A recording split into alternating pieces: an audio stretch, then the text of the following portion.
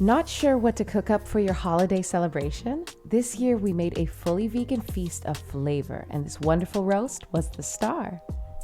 Hey, Christmas came early, y'all. I just got this package in the mail from Big Mountain Foods, which they make this incredible fava bean tofu, y'all. Definitely check it out. High protein, minimal ingredients. I use it literally at least twice a week. I put it in some kind of recipe. So they just sent me over this package, so let's see what's inside.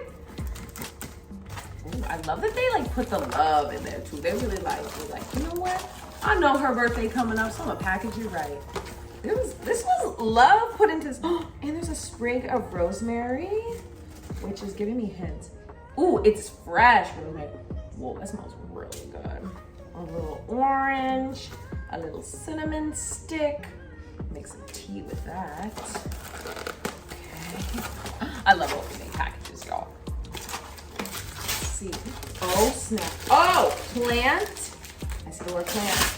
Based roast. Holy snap. Y'all, have you ever tried a plant-based roast?